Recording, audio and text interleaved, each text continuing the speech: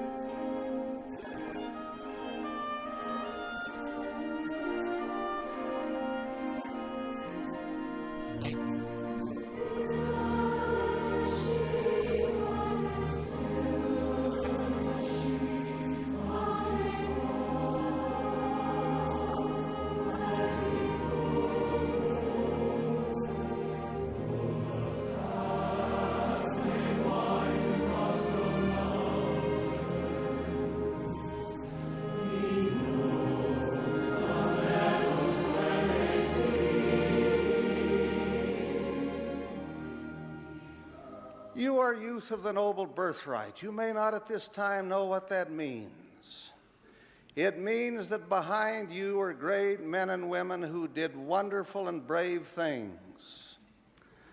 They made decisions that were not easy to make, and in many cases they paid a terrible price for those decisions. Some of them even giving their lives rather than forsake the truth they had embraced.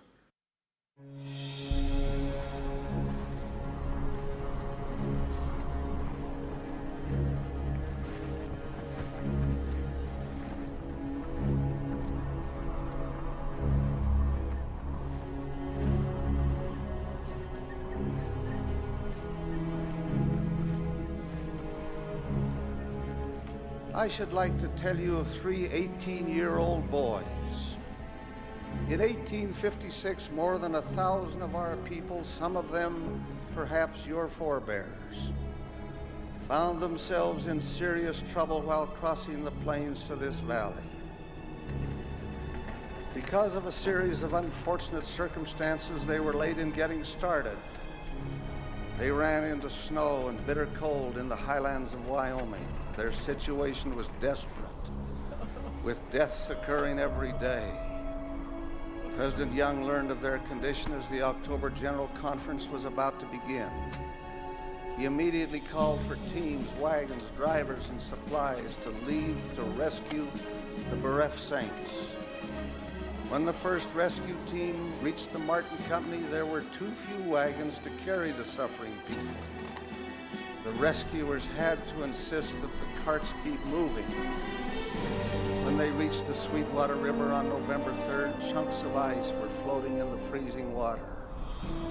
After all these people had been through and in their weakened condition, that river seemed impossible to cross. It looked like stepping into death itself to move into the freezing stream. Men who had once been strong sat on the frozen ground and wept, as did women and children. Many simply could not face that ordeal. And now I quote from the record, three 18-year-old boys belonging to the relief party came to the rescue. To the astonishment of all who saw, they carried nearly every member of the ill-fated handcart company across the snowbound stream. The strain was so terrible and the exposure so great that in later years all the boys died from the effects of it.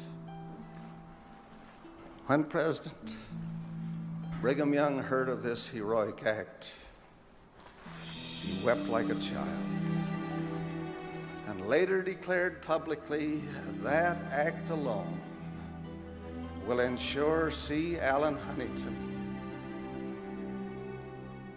George W. Grant, and David P. Kimball an everlasting salvation in the celestial kingdom of God, worlds without end. Great was their heroism, sacred the sacrifice they made of health and eventually of life itself to save the lives of those they assisted, to be true to that great inheritance, true to the faith that our parents have cherished, true to the truth for which martyrs have perished, to God's command, soul, heart, and hand, faithful and true we will ever stand.